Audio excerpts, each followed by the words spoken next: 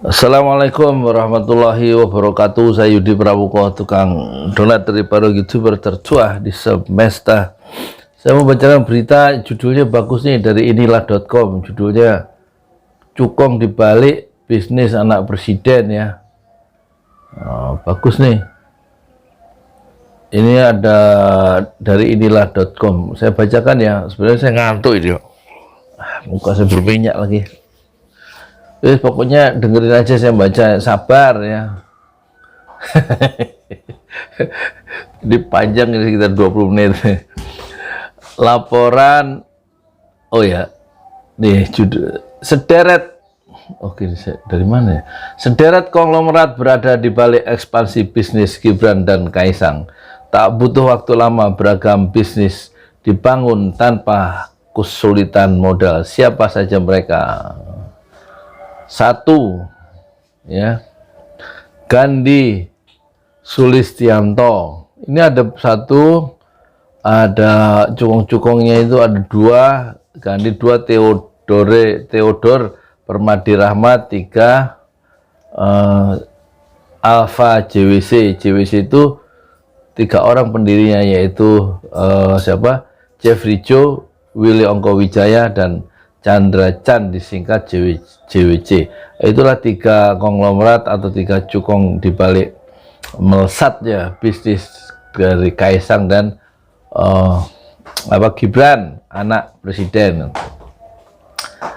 Tentu aja mereka mencari partner orang yang punya jaringan politik ya, pebisnis tadi, cukong-cukong tadi, untuk mengamankan bisnis mereka ke depan juga kan.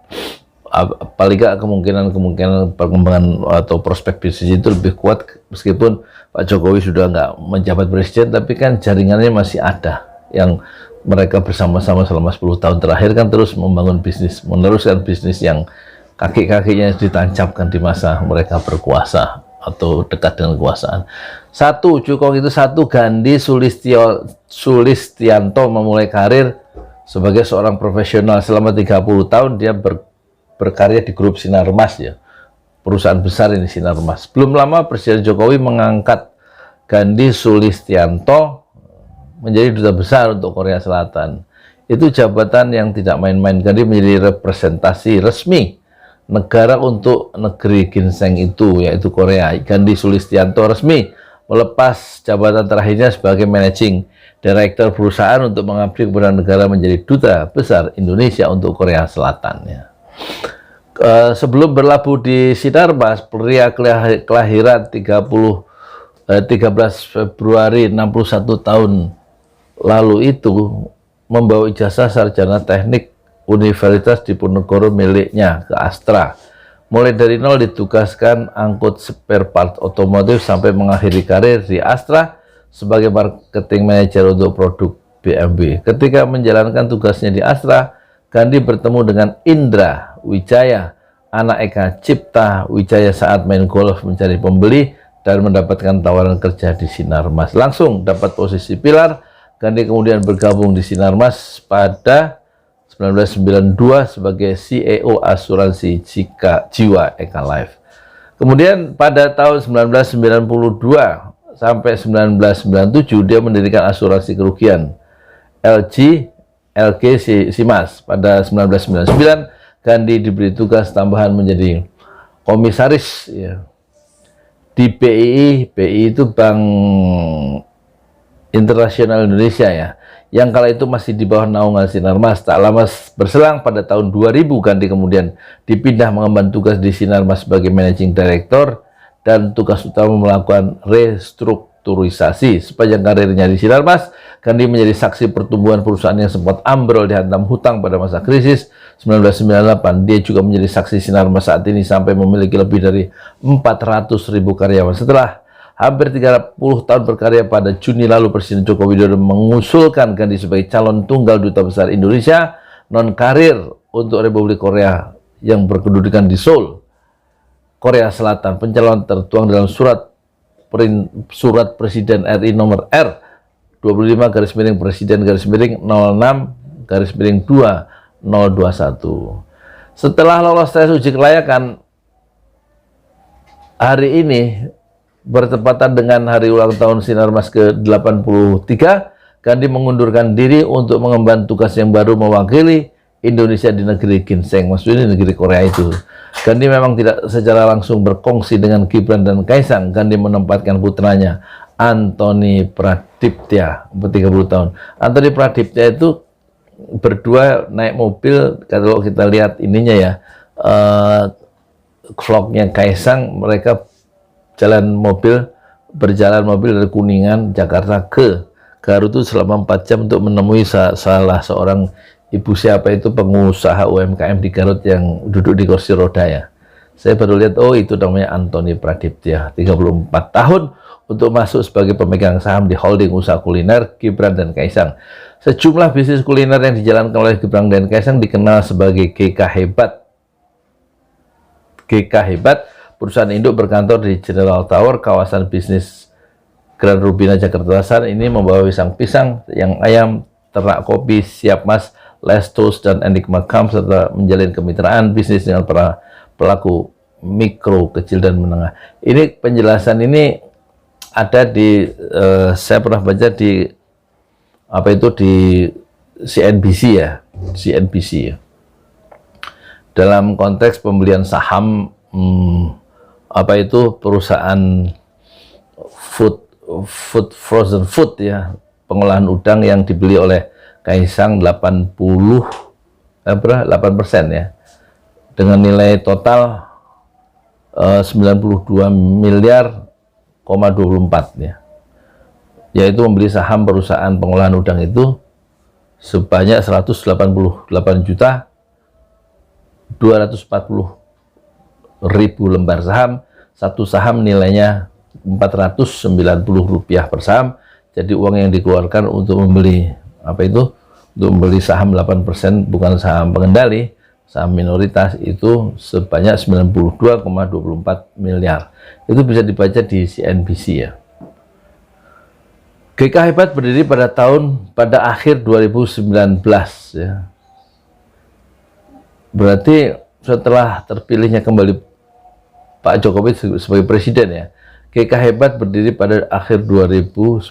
Tentu diatur ya, bukan diatur, diambil momentumnya setelah pasti ada penguasa baru yang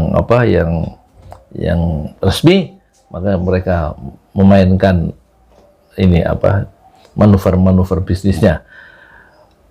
GK Hebat berdiri pada akhir 2019 dari kongsi 3 perusahaan masing-masing: PT Siap Selalu Mas milik Gibran dan Kaisang, PT Wadah Masa Depan yang terafiliasi dengan keluarga Gandhi Sulistianto. Di PT Wadah Masa Depan, Antoni Pradiptya menjabat direktur utama, sementara Gibran sebagai komisaris utama dan Kaisang sebagai direktur. Ada juga Wesley Haryono, 39 tahun, menantu Sulistianto, sebagai komisaris. Pada pertengahan 2016, ini 3 tahun sebelumnya, Presiden Jokowi berkunjung ke kantor Plug and Play, perusahaan akselerator startup yang berpusat di Silicon Valley, California, Amerika Serikat. Dalam kunjungan itu, Presiden Jokowi ya meminta Plug and Play membangun startup dan investasi di Indonesia sejalan ambisi pemerintahannya berekspansi ke sektor e-commerce. Ini waktu itu Nadiem Makarim ikut ya. Bisnis yang baru membangun Gojek, dia nempel kekuasaan, ikut ke Amerika, ke Silicon Valley, sehingga mudah bagi Nadiem Makarim itu mengembangkan bisnisnya melalui suaka, kata suaka atau kedekatan dengan penguasa. Ya, dalam Indonesia kalau ingin bisnis besar memang harus berdekat-dekat dengan penguasa ya. 9 bulan kemudian, pada 15 November 2016, CEO Plug and Play Sid Amidi menemui Presiden Jokowi di Istana Negara. Menteri Komunikasi dan Informatika saat itu, Rudiantara, berkata, Presiden Jokowi meminta agar saat investasi di Indonesia, Plug and Play membuat perusahaan patungan di Indonesia. Jika ada venture capital di luar negeri, nanti uangnya yang masuk. Itu sudah dilakukan 2 hari sebelumnya. Plug and Play bermitra dengan GAN Capital untuk menunaikan harapan Jokowi. Maka saat Said Amidi, bukan Sid, Said ya. Said itu CEO Plug and Play. Saat Said Amidi bertemu dengan Presiden Jokowi untuk merealisasikan janji membangun 50 perusahaan rintisan setiap tahun di Indonesia, ia ditemani Direktur Utama Plug and Play Indonesia Wesley Haryono, CEO Kan Capital Anthony Pradiptya, dan Direktur Utama Grup Sinar Mas Gandhi Sulistianto. Ini hubungan-hubungan ya, pemodal-pemodal utama mulai masuk pada kekuasaan. Yang kedua, cukong dibalik berkembang cepatnya bisnis Kaisang dan siapa dan siapa itu Gibran. Yang kedua, Theodore Permadi Rahmat. Forbes mencatat total kekayaan pria yang akrab disapa Teddy saat ini mencapai 2,9 miliar dolar Amerika. Kalau dirupiahkan dengan kurs 14.416 per dolar AS, total kekayaan itu mencapai 41,807 triliun. Ini kekayaan dari Theodore Permadi Rahmat ya. Konglomerat kelahiran Majalengka 15 Desember 1943. Ini awalnya berprofesi sebagai sales. Tadi berkuliah di Fakultas Teknik Mesin Institut Teknologi Bandung. Setelah lulus dia bekerja di PT Astra milik pamannya William Suryajaya. Meski bekerja di perusahaan milik keluarga, Teddy tidak semata-mata langsung duduk di jabatan yang tinggi. Ia mulai karir di PT Astra sebagai seorang sales alat-alat berat.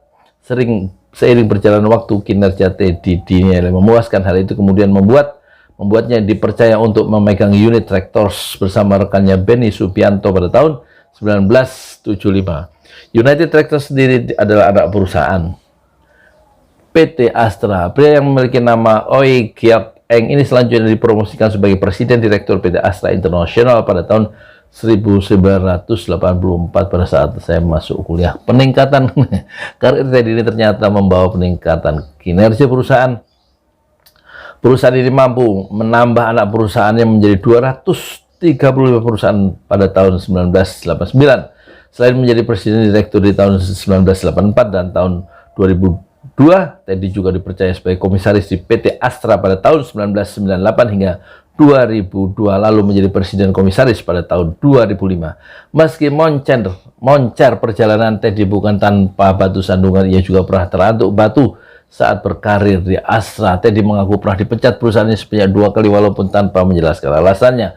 Sukses di Astra tidak membuat Teddy lekas berpuas diri pada tahun 1998 atau sesudah 30 tahun berbakti di Astra, ia memutuskan untuk banting setir mendirikan perusahaan sendiri bernama Triputra Group. Krisis ekonomi yang waktu itu membuat beberapa bisnis kalang kabut justru berhasil dimanfaatkannya dengan baik.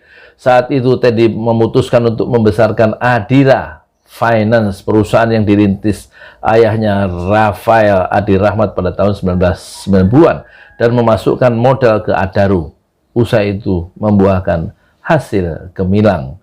Adira berhasil tumbuh besar. Pada 2014, keuntungan Adira sudah mencapai triliunan.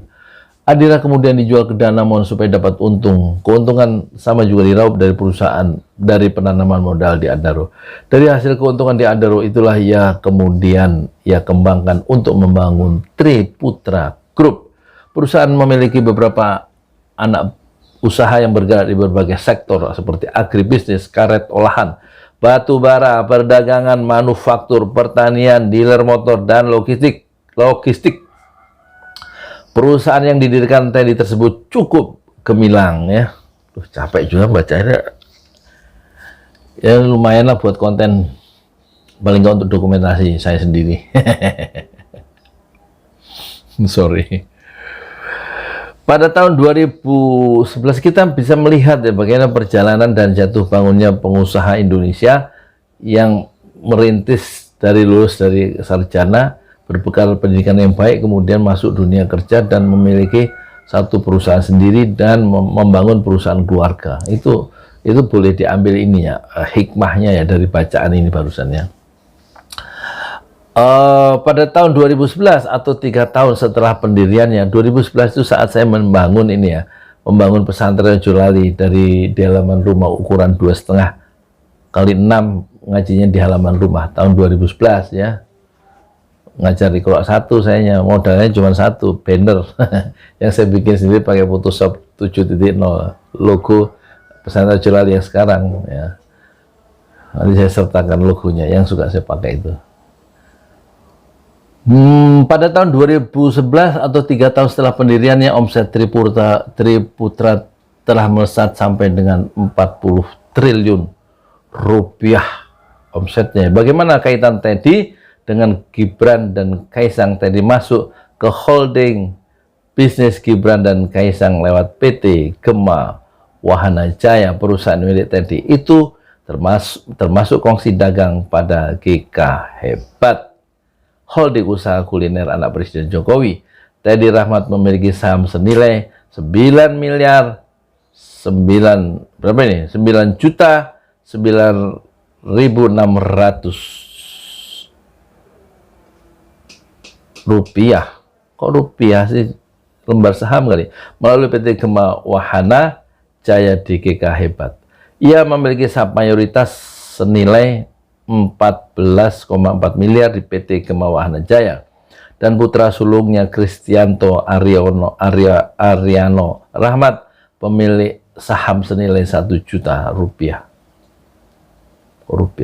Putra keduanya Arif Patrick Rahmat menjabat komisaris di perusahaan tersebut. Nah, itu mereka berkongsi ya, Teddy ini sebagai pengusaha yang berhasil dari Astra, ya kan, bergabung dengan perusahaan GK Hebat milik dari Kaisang dan ini Gibran. Sekarang yang ketiga, Cukong yang menjadi bagian penguat ya atau motor dari bisnis Kaisang dan Gibran, yaitu Alpha JWK. Alpha JWC adalah perusahaan Ventura yang mengucurkan pendanaan pada bisnis yang dianggap prospektif, berdiri baru pada tahun 2015 ya. JWC diambil dari 3 nama pendirinya, yaitu Jeffrey Cho, Will Ongko Wijaya, dan Chandra Chan. Saya ulangi, JWC, Jeffrey Cho, Will Ongko Wijaya, dan Chandra Chan. Baru-baru ini bisnis kuliner ya. Gibran, Raka Buming bernama Mangkokku menerima suntikan dana tahap awal, seed funding namanya, tahap awal sebesar 2 juta dolar Amerika Serikat atau setara 28,3 miliar dari salah satu firma modal Ventura bernama Alpha JWC Ventures. Gibran berkata dana segar ini diantara hal lain akan dipakai untuk membuka gerai-gerai baru. Dari langkah bisnis ini, Alpha JWC berhak atas sebagian saham perusahaan. Mangkokku adalah restoran rice bowl di bawah bendera PT Pemuda Cari Cuan dengan Gibran dan Kaisang sebagai komisaris.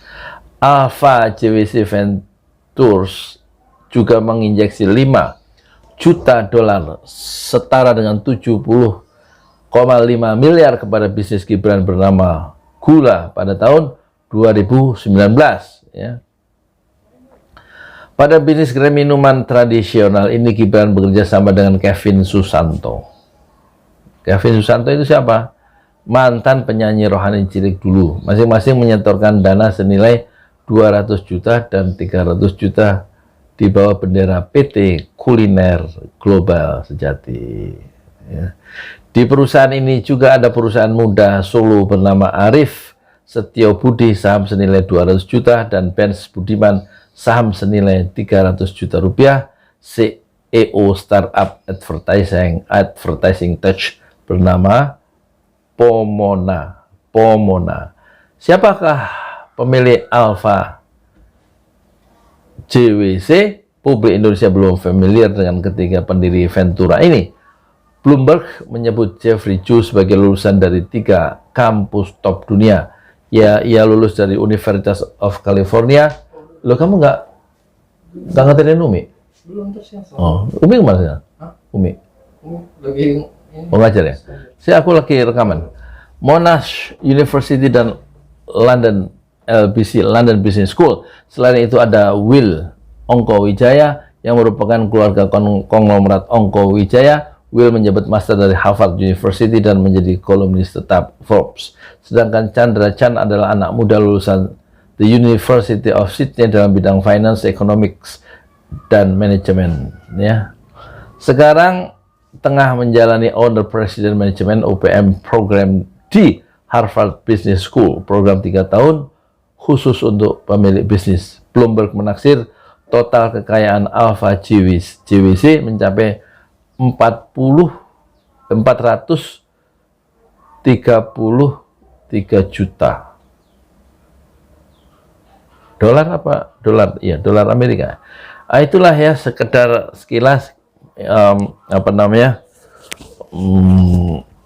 cukong-cukong atau pebisnis yang membackup atau yang bekerja sama atau yang berkolaborasi dengan startup, yaitu yang bernama Kaisang dan Gibran, yang bukan kebetulan mereka ditakdirkan sebagai anak presiden. Pengaruh sebagai anak presiden itu menarik emas seperti magnet, ya, menarik orang-orang yang punya uang untuk berkolaborasi dan membangun bisnis bersama ke depan, terutama di bidang akselerasi bisnis di bidang makanan dan minuman. Dan tentu yang pemilik modal itu juga melihat posisi atau prospek bisnis yang dibangun oleh Kaisang dan Gibran, yang memang setelah tahun 2024 ketika bapaknya tidak menjadi presiden tetap akan memiliki satu istilahnya key selling point, titik daya jual sendiri bagi pengembangan bisnis mereka yang dilakukan secara bersama-sama. Jadi mereka melakukan suntikan modal, suntikan dana, atau ya kerjasama membentuk satu holding bersama. Itu bukanlah pilihan yang tiba-tiba kalau yang dipilih adalah Gibran atau Kaisang, karena Kaisang dan Gibran memiliki satu daya tarik atau memiliki pengaruh politik dalam pengembangan bisnis ke depan. Kenapa? Karena mereka adalah putra dari Presiden Republik Indonesia, Insinyur Haji Joko Widodo. Dan bisnis dan politik tetap adalah selalu bersenyawa. Kekuasaan dan bisnis adalah selalu bersenyawa. Jika bisnis itu ingin berkembang lebih pesat, maka dia harus merangkul orang-orang yang memiliki kekuasaan, setidak-tidaknya memiliki relasi-relasi yang begitu dekat dengan pilar kekuasaan. Saya Yudi Pramuka, tukang donat dari para YouTuber tertua di semesta. Fasbir sabrun jamilah, bersabarlah dengan sabaran yang indah. Assalamualaikum warahmatullahi wabarakatuh.